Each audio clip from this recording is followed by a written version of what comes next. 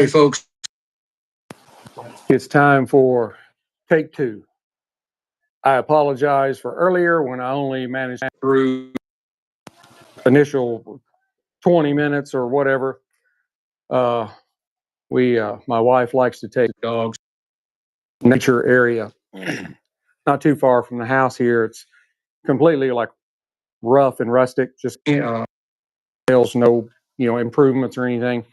There's never anybody out there, so she lets our older dog Sadie off the leash, and it's like 200-300 acres of woods, and my wife is spat out, to say the least, because that's her baby, my baby too. But and so I had to just stop and go help find the dog. She has been found. She is laying right here chewing on a bone beside me. She's like, I don't know what y'all are all upset about. We didn't get onto her or nothing, but we were all like out because we didn't know where Sadie was.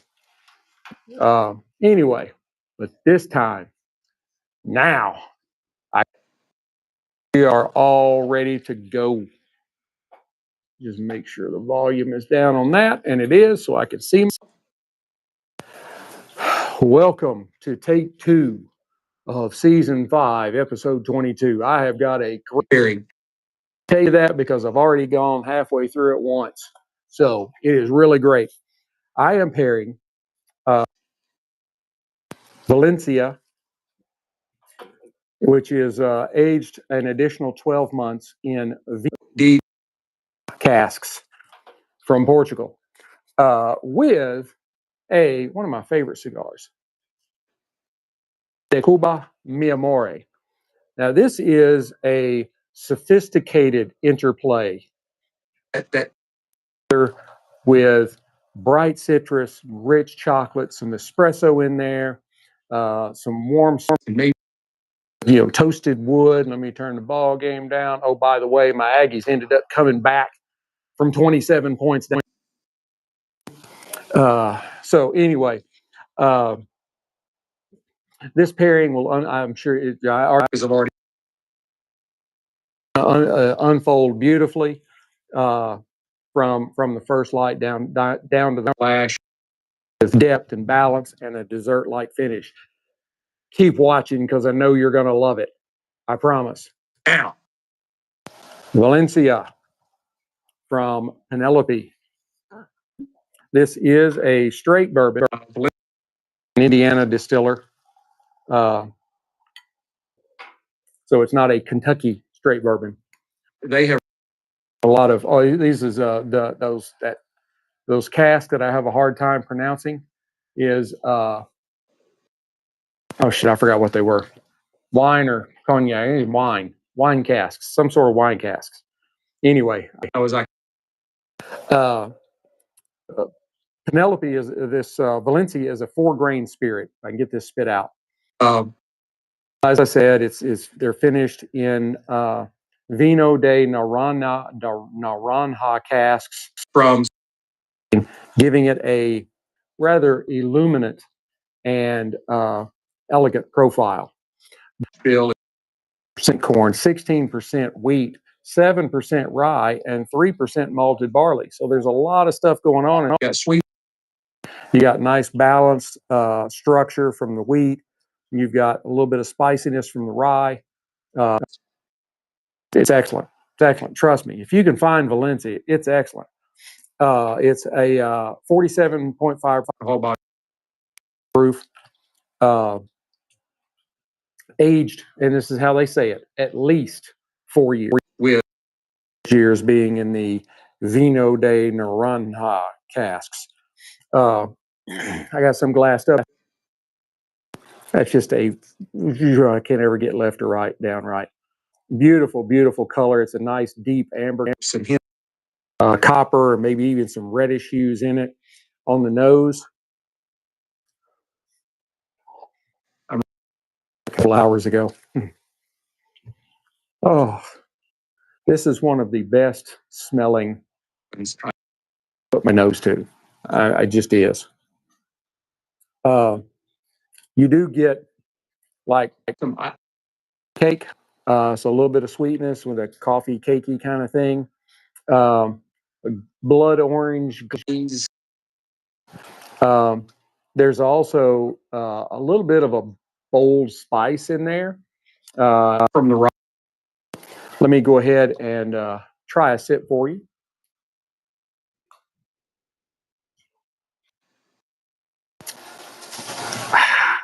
I also sipped on this once we got back. I've been sitting out here for a while. To watch the game. We'll get into that in a minute.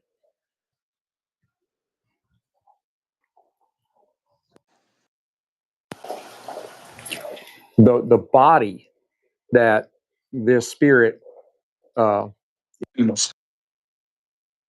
wonderful and layered with a nice citrusy zest to it of like mandarin, kind of floral undertones. There's a nice oakiness kind of weaving its way all through there. The rich and savory and lingering with more orange peel and some hints of black pepper. It is full spirit. I got some more to say about it, but we're going to go because I try to keep this stuff going. You know, I really try to be a professional operation around here. The Aroma Mi Amore, or is it actually Mi Amor? But you know, the song, the more you know what. Yeah, this is the Mi Amor. This is the Mi Amor. It is a beautifully constructed cigar. It is one that, and still finely pressed. It's a press, soft box press, which means it's a little rectangle, but it's also got rounded edges as opposed to the sharp edges. I think of right off the bat is the Java. The Java has a like a 5x60 or 660 box pressed, and it's just straight corners. Where this is more of a soft box. So it's a dark chocolate brown, as you can see. This one has more veining on it than earlier today. Some of the veins, as you can see, are a little pronounced, but that's, you know, you're talking a natural product. They do the best they can. So I would say this is sort of a medium veining with some of the veins pronounced. It has a beautiful cap on it that has no flaws or anything like that in it. It's firm but not hard, which indicates that it's got a really good roll to it. The roll, but they roll it too tight, didn't roll it too soft. So let's go ahead and give it a sniff.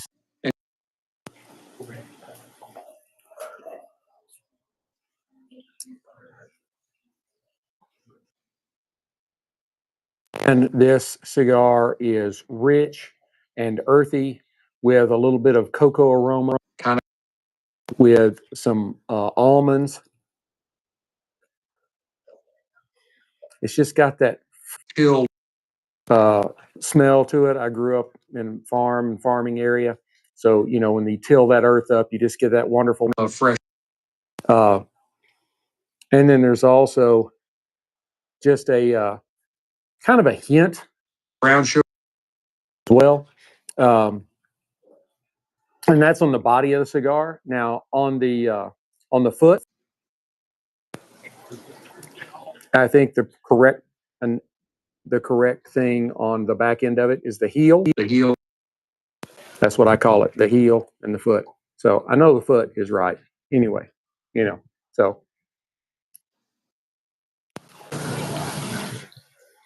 the foot gives off some notes of spices, some espresso. There's a little bit of cedar mixed in there, so you get a little bit of sweetness. This is a smoked quite a few of the Mi Amors, and I love them.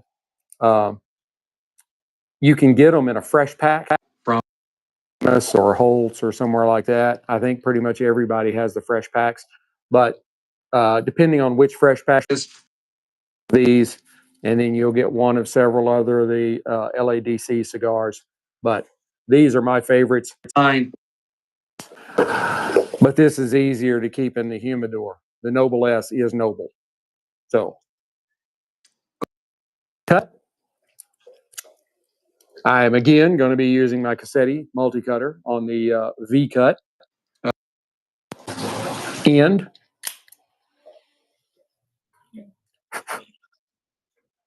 No, got to move my ashtray over on the other side. So, all right. Cold.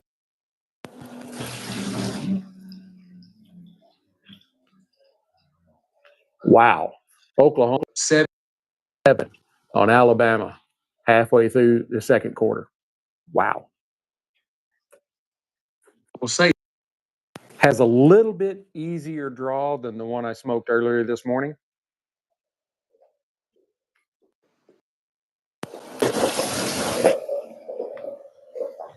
I get an earthiness and maybe a little bit of black pepper tinkled in there.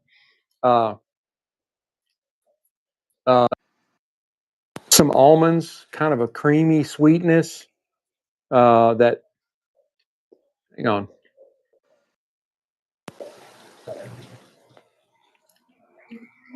Maybe something along the lines of nougat, the stuff inside of Three Musketeers, that fluffy stuff. Or coconut. Anyway, yeah. So I mean, this is a ton of layers in it that you really have to unpack. There's a lot going on. So I go ahead and put some fire to it. Back to people than I did earlier today. Yeah, the one earlier today, I was at like 19 minutes.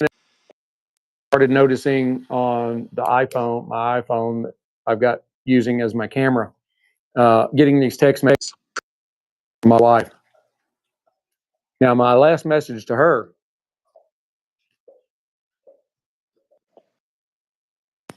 I'm going to be doing a live stream because she'd already left going to the park.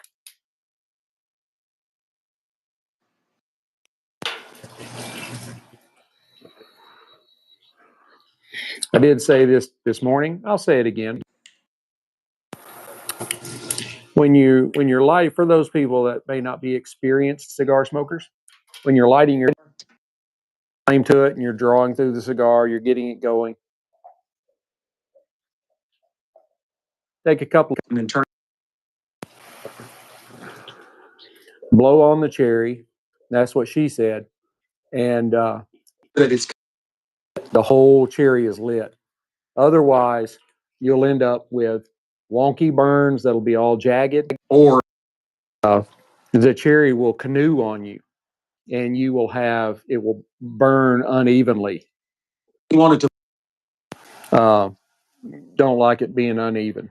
So anyway, I couldn't work in what she said on that one.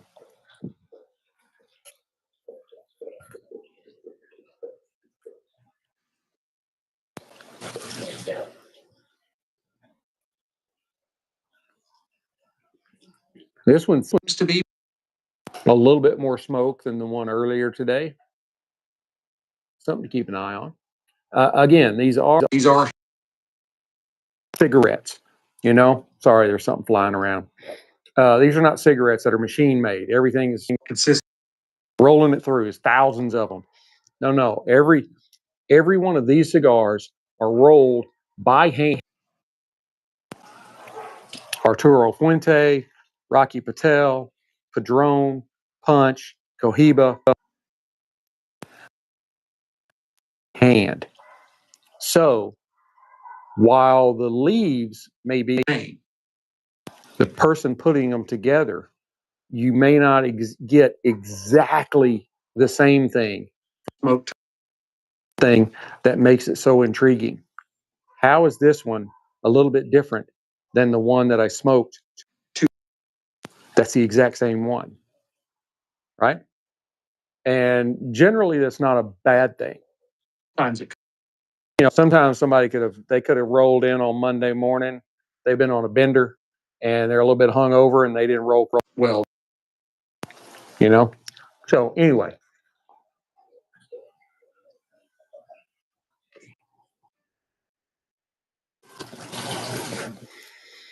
on the light, get some really great notes of espresso bean, not espresso, espresso, es.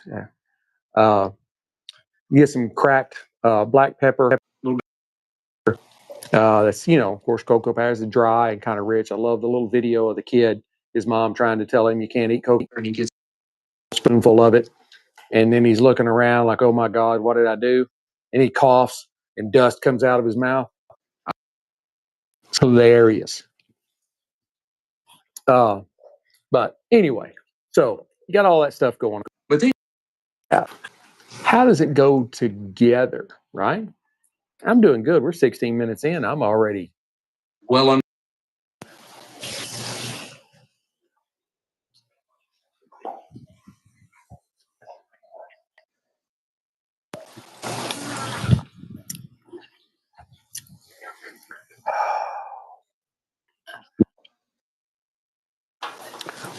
Those early notes of espresso and pepper just permeate your. And then you've got the Valencia with the orange peel and the citrus zest. The bourbon just like lifts the pepper from the cigar, making the smoke feel right. The sweetness of the spirit offsets the kind of dryness of a cigar. And that's what this stuff is all about, right? It's about marrying two things together. There's also a way you can do it, right? You can't just throw any cigar and any together. But if you're looking for experiences, you can't do that. Cigar is an experience. Cigarettes, people put a cigarette in their mouth, they smoke it 10. If they're really stressed, they can do it in like 2 or 3. But that's not an experience. That's a nicotine hit. Smokers smoke cigars for the experience. It's not necessarily about smoking. It's about experiencing the handmade detail that went into it and contemplating your talking with friends at the cigar bar or cigar lounge, wherever you might be, watching football on a Saturday afternoon. It's an awesome experience. I've been doing this since, as far as smoke cigars, premium handmade cigars since 2004 when I was in Iraq.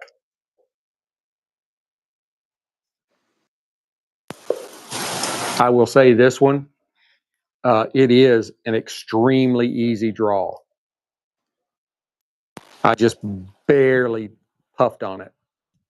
And that's what she said. And it gave me goodness.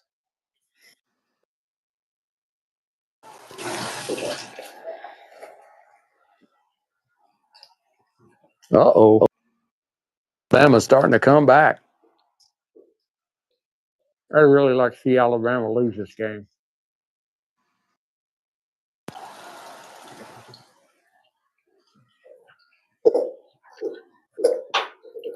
I hate it. As an Aggie fan, Alabama and Texas. For Oklahoma, but I don't hate them. I hate Texas, UT, and Alabama. Anyway.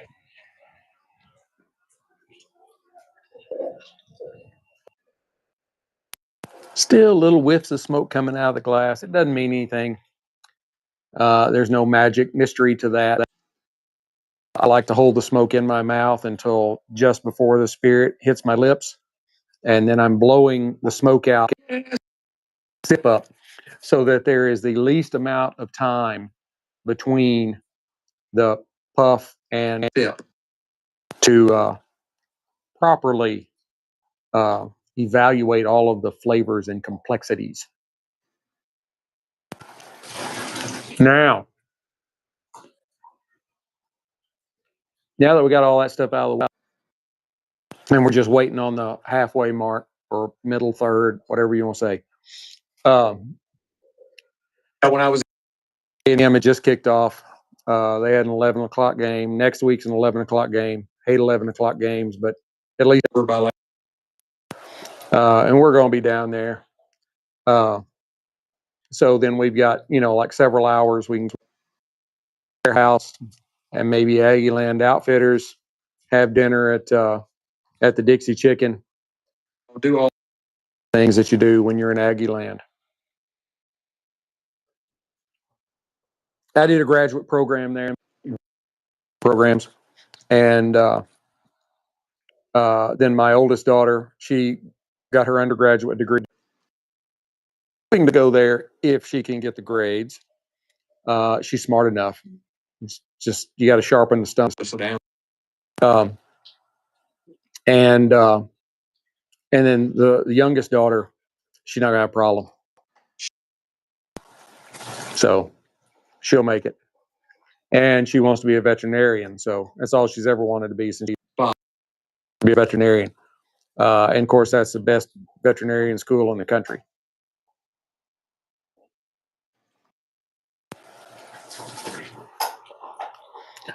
I was talking to my mom the other day. I try to talk to her every day because my brother lives right there near, and I live like 7 hours away. They don't live in Texas. I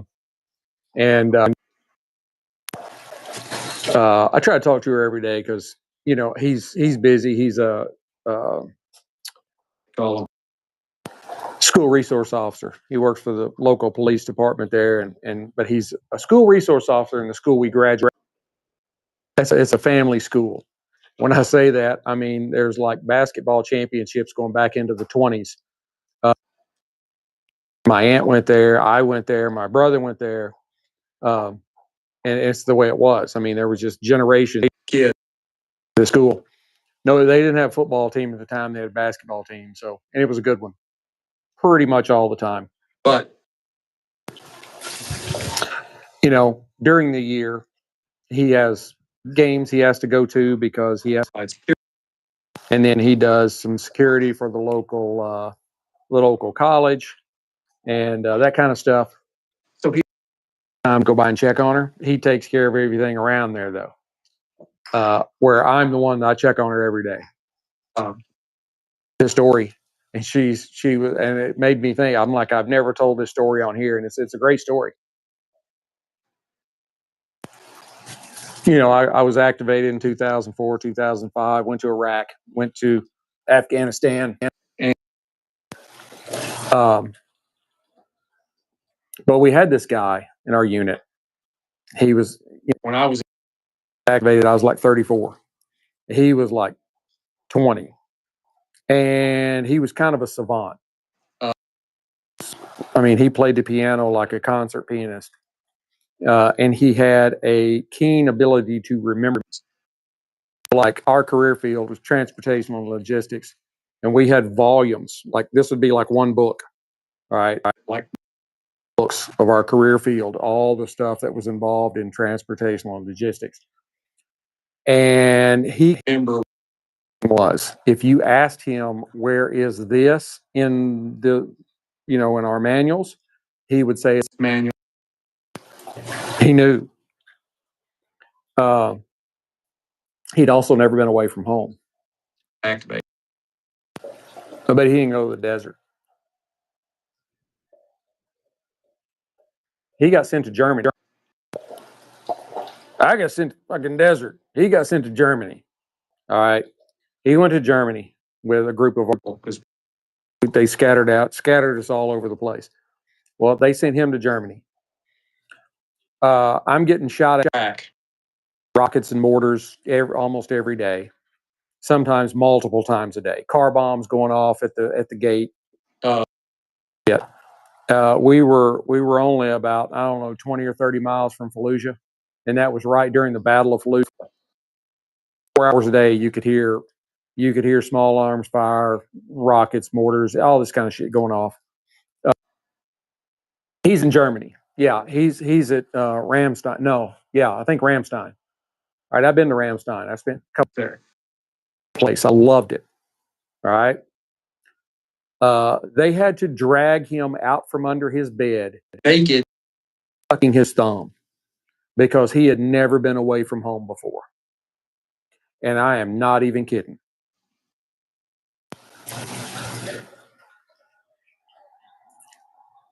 I'll let you marinate on that for a second.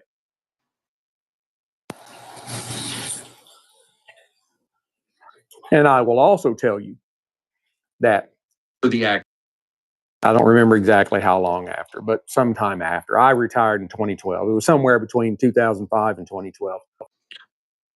My buddies in the unit was like, dude, I can't even remember this guy's name, the one that I'm talking about. I cannot remember his name. Seen this video of him on YouTube. And I'm like, no. And he sends it to me. And I go, this isn't just a YouTube video. All right, this is a YouTube video from like the National Geographic Channel, Discovery channels. And they had this show about people and their weird things. And on with his balloon infatuation. Now I'll let you marinate on that for a moment.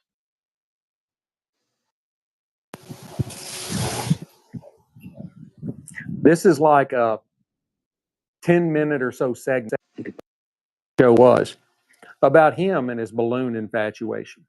And it would show him with all these balloons laid out and wherever it was. But he said he loved to tuck them up under his shirt and feel them on his skin. And they're just so soft. And I'm like, this dude is a fucking freak. I would just died laughing over this. Hey, go look. Their balloon infatuation. I can't. Dave something. His name was Dave something. I don't know. Anyway, and they even the segment that he was a sergeant in the Air Force Reserve. Oh my God! What a way to say that the Air Force. Than to have a freak on a nationally televised show. Hell, it may have been global, and YouTube is global. This thing's probably billions of views. And I'm like, he went to Germany. Imagine if he'd have been in Baghdad with rockets and mortars falling all around him.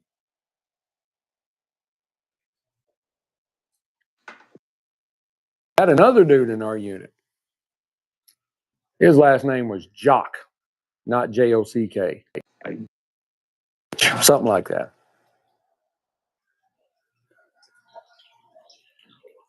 And he was in the, but he had been in the Army in, I can't remember if it was the 82nd or 101st, but it was back when they were still paratroopers. It had to have been the 82nd. But anyway, I don't know, it could have been Air Assault, which was 101st Airborne during, during and after Vietnam. Anyway, he must have been testing parachutes, and a couple of them didn't open because he was a little strange. And I remember when we got activated, my unit was not very far from my. It was there in Arkansas. I lived in Tennessee, and I would have to drive over for drill weekend. He, my mom and my aunt and uncle had showed up, and they were like, we saw outside the base, and you know what we saw? We saw this truck out there. It was pulling a car and had a boat turned over up on top of it. And I went, that's Jock. And they were like, what? And I'm like, yeah, he's in our unit. He's packed his entire house up into his truck, and he's taken it with him to North Carolina, which is where we were deployed to. And then there we were as part of an active duty unit. And they started laughing, and I said, oh, it gets better. I feel like four. And he's like, well, what is he doing with them? I said, well, we asked him that. And he said, well, he had gone to Walmart, and he'd bought about 4 or 5 bags of Old Roy, and he just scattered it out in the yard. I'll let you marinate on that. We were deployed for a year. Like, Jock, dude, you're going to here. Those dogs are going to eat that food up in the first few days.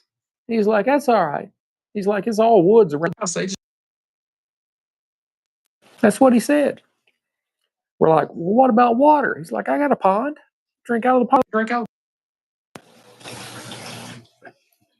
Yeah. This is also the guy that nearly got. We were in, technically we were Afghanistan, but it was Pakistan, even though there were no combat. Pakistan. Rifle. Whatever. An assault weapon. As the lib. Even though that's just a made up term. We don't use those terms. And it's, you know, you have a rifle or you have a machine gun. And we don't even call them the Ma Deuce, which is the M250 cal or whatever. Anyway, we're almost the halfway mark. I'll give you a little update in a minute. We're doing good. We're 30 minutes from stories. So there. And nobody wants to work with Jock. Jock is a pain in the ass. I work nights. Now, we were on a Pakistani military base. And their tower, it was air base. And their tower shut down at dark. So there was no tower from dark to sunrise. Any planes that might come in were not theirs, they were ours. And they would, you know, just night vision goggles, no lights, they'd land. But we rarely ever got a plane. Well, I work nights. There were only me and another guy. And they told us, this is what they said. They're like, we put you on night, basically there to keep each other awake. Hey, stop. Stop it. You want me to put you inside? Stop it. All right. And Desi's laying out there just chewing on his bone. He don't care. But so you didn't do anything. We worked from 7 o'clock at night to 7 o'clock in the morning. I was still working on my bachelor's degree at the time. I was taking accounting classes. And the other guy that worked with me, he was watching Saban you know, the series about everything. And then they took him off nights and put Jock on. He's in, and I said, I am not working with this fool.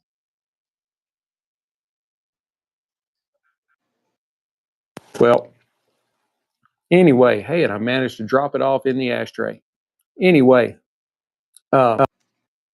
he was big into photography. He had these expensive, like German 35 millimeter camera. That's like, and he was sending his film with the Pakistan on the base out into town to be developed of pictures that he was taking on the OPSEC. You're sending pictures to be developed out into town. People hate us.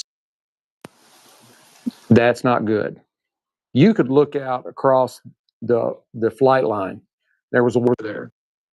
In military, they monitored the wall out there.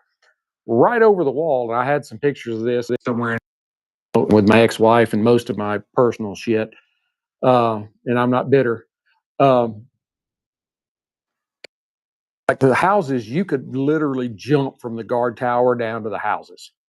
That's how it was. And you could see all these houses. They had these flag poles up, and they had the flag of whatever terrorist organization affiliated lying up there. Oh yeah, those people hate us. Well, so they said, all right, you can't Standy store anymore. I mean, they had a little store on base where they had a barber shop and a tailor shop and a gift shop, and, you know, stuff like that. Yeah. They told him he couldn't go down there anymore.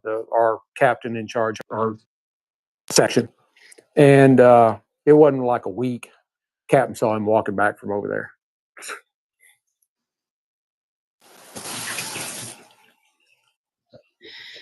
I remember going to our tent one day. We had just a regular sized military tent, but everybody had shower curtains, and they had lights on. You had a hallway that went right down the middle of the tent, and then it was all blocked off into rooms with your shower curtains in front. So you had like a big double door locker or whatever, and your cot. So they got like 10 people in a tent. And I remember in one walked out into the hallway, and he is wearing full packy gear.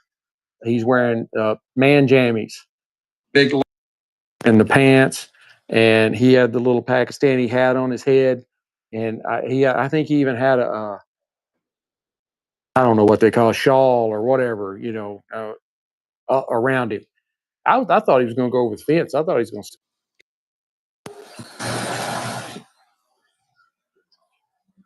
That's the kind of people that you know. I know a guy. It's a Army recruiter, and hates it. Like, why do you hate your job, dude? You're a recruiter. He's like, because these people are dumb, completely dumb. All right, well, hang on. We'll pause there for a minute because I got to give you a little update. All right, as we've gotten into the heart cigar, really blossoming out into dark chocolate and roasted almonds. I do have a bit of I probably needed to let these rest a little longer. But anyway, there's a nice subtle creaminess to it. Layers and nuts with the pepper kind of softening into an earthy richness. The Penelope is just melding perfectly. The bar has built with the chocolate and the almonds and the cream. The bourbon's kind of caramel and baking spice just work together very well with the cigar's kind of creamy sweetness. It is a wonderful. If I didn't get to tell you this the first time, the citrus from the whiskey has become less aggressive, more like a supporting cast. The pairing really is kind of starting to feel like a really dessert. Think like chocolate almond truffle with a thing or something like that. Oh, it's really good. If you haven't tried this, you're missing out. You're missing out.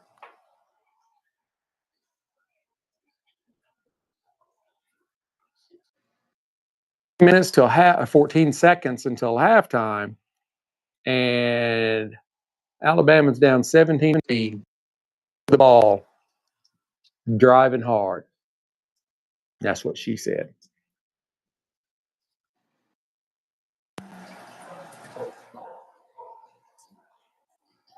I think he may have caught that ball, and I'm not a Alabama fan.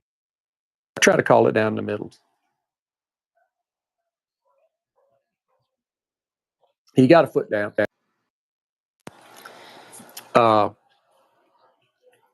But yeah, Jock was a character. The first night that he was put on my shift, and it was getting about dark, and he was like, "We need to get out here and work on this cargo. We can't." I'm like, "We're not supposed to have the lights on, dude. We're observing, black conditions. I want people to be able to see where we are." Oh, he goes out there and turns the lights on anyway. I refuse to go. I'm like, "No, I'm staying inside the street building. I ain't getting out there. You're not getting me killed." And that's when I was like, went to our senior master sergeant, and I'm like, "Dude, I can't work with him. You can either I'll come to days. I would days and have to like work, as opposed to having a nice cush job at night. I don't care. But if you were going to give me the option, like, yeah, I'll work nights. I don't care. I got to sit and study." The guy that I had worked with, He'd get in there and put his Carl Saban stuff on with his headphones on, watching on his computer, and he'd stay there all night. But we had to be there because first got there, they were we had Predator drones, and they were flying those over into Afghanistan at night. They pulled, and then they brought in some P3 Orion photography, bringing 3 Orion surveillance planes that would take pictures and stuff. The problem was that nobody packed, and then somehow it came out. They'd already started moving in men and equipment, and all the planes hadn't showed up yet, but they were, you know, we had set up new tents and all this stuff for all these people were getting in from the Navy. And pitched a fit. They didn't want any pictures taken. So they had to pack all that stuff up and move it back out again. So then they had a flight of Marine C-130 refueling aircraft. They got smart.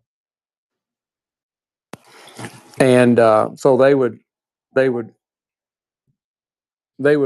fly these planes at night over into Afghanistan, fly into an air base or a base, forward operating base, pick up troops, fly them to where they were going to raid that night, drop them off, fly back, pick up ammo and stuff, bring it, load up prisoners and any wounded, bring them back, that kind of stuff. And then they would come and land right before dawn. Had to be in case they had anything that needed to be taken off with heavy moving equipment because they weren't licensed on stuff. And they would, you know, I don't think we may have had a couple of times we had to go do something, but basically the Marine on the other side, and they'd come over and they'd be, hey, we're getting a plane in. We don't need any help. Okay. Bye. You always got to be there just in case.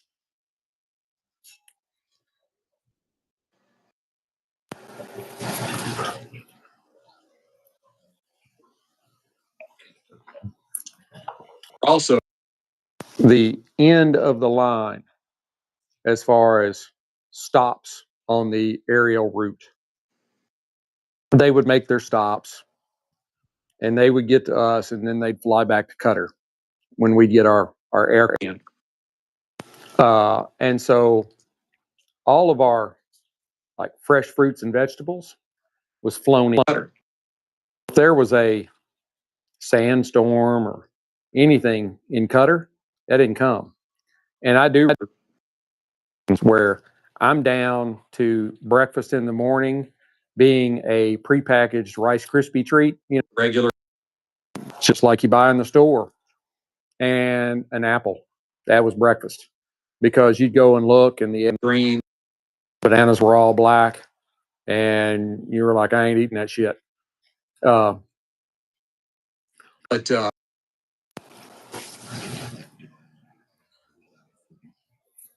somehow at one point had some dig through.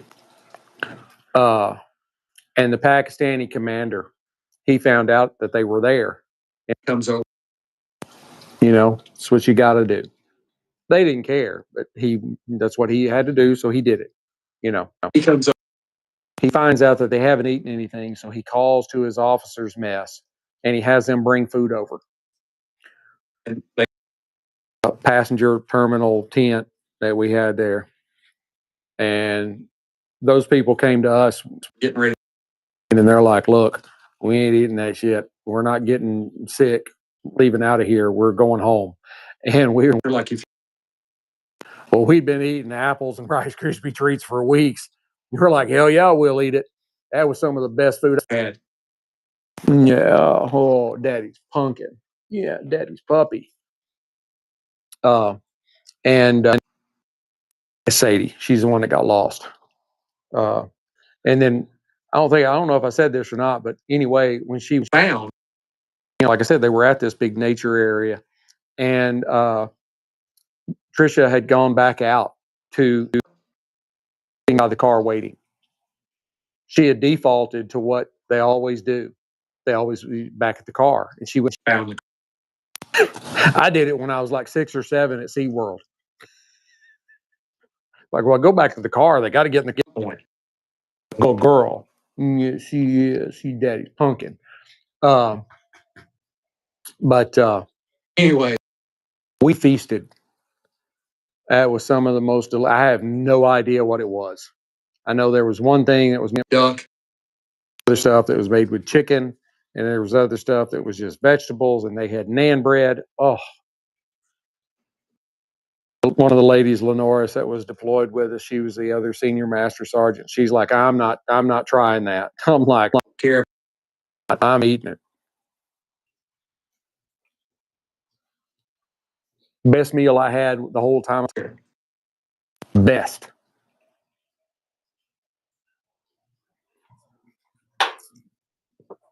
Those may have joined in late. I am pairing the Penelope Valencia, which is aged in 12 months in Vino de Naranja casks from Spain, which I think is wine. And it's kind of hard. I've been watching for it for like a couple of years, and I walked to a store here nearby that I've only gone to a couple of times. It's fairly new. They had 2 bottles of it sitting on their allocation. I snagged one, and it's as good as I thought it would be. It's really great. It's a great. Now it's not. I forgot. Anyway, the mash bill is a 4-grain combination. 4-grain. 74% corn, 16% wheat, and 7 rye, and then 10%, and not 10%, then 3%. I was doing math in my head. Barley. It's 95 proof, 47.5% alcohol by volume. It's aged at least 4 years. On the nose, you get a really nice kind of bold spice, some iced coffee cake, blood orange kind of sweetness. It's got a lot of layers to the palate. Citrus zest, kind of mandarin orange kinds of things, and some floral undertones. There's quite a bit of oakiness in it. And the finish is long, kind of lingering and rich, with more orange peel and some hints of black full spirit. If you've never tried it and get the opportunity, try it. It is definitely worth the money. The last time I saw it, it was over a seat. This tax and everything for like $90 something. Probably still overpaid a little bit for it, but it was good enough. When he told me how much it was, I was like, I'll take that.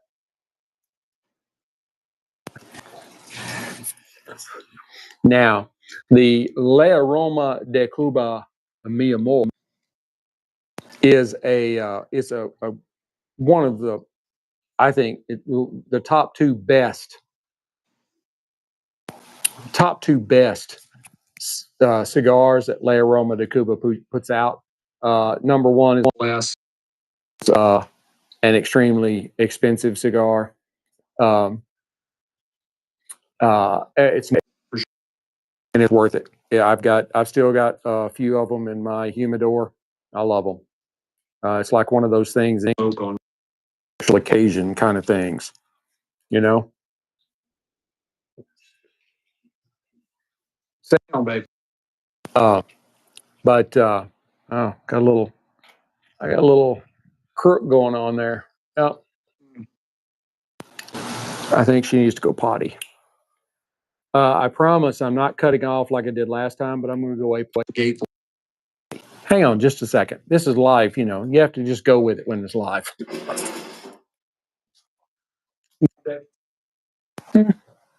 Go potty. There you go, baby. Yep.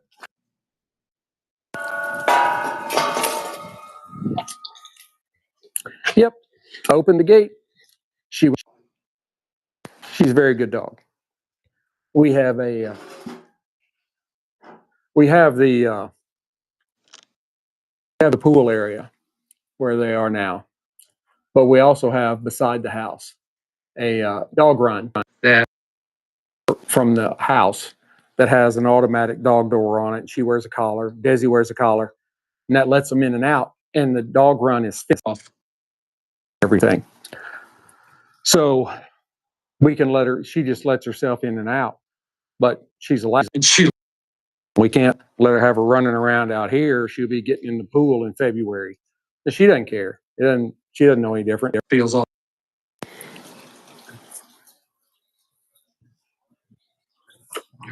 Smartest dog I've ever known. You can talk in full sentences to her. She understands what you mean. Just like she knew where the car was. So she got lost.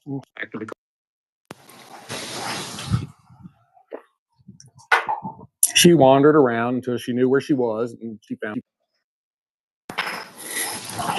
She's a mess. I was talking about before, but you know. Well, we are at 51 minutes. I am almost done. I think we can probably go ahead and bring this episode to a close.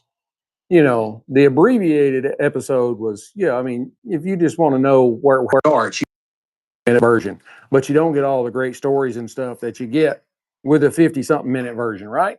You got some great stories. You got some wartime stories. You got some good dog lost and found stories.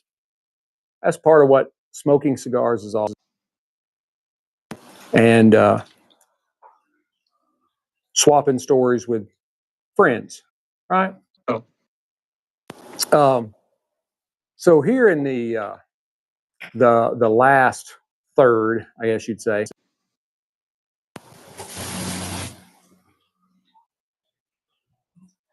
the chocolate, the toasted wood. There's been a toasted wood that's kind of developed last third. The pepper has kind of returned, but very gently, not a lot. And the cedar finish, the cedar has kind of held all throughout. It has remained an exceptional match between the Penelope and the Amor. The cigar, of course, as I said, has finished with deep chocolate, toasted wood, some subtle pepper. The Valencia has kind of brought out the savory elements while it's finishing orange peel and kind of balance the richness of the cigar. I mean, this has been a experience, even though it took me 2 tries to get it all done. You know, it is very similar to a refined dessert. Yeah.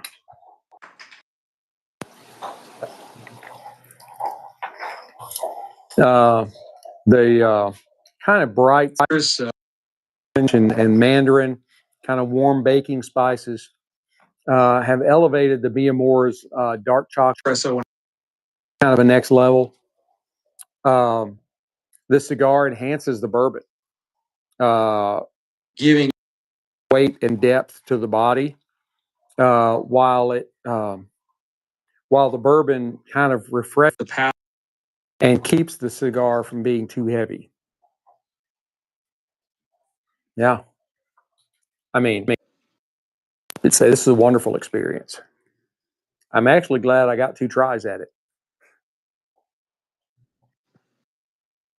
Together, they deliver a coherent experience that feels indulgent yet balanced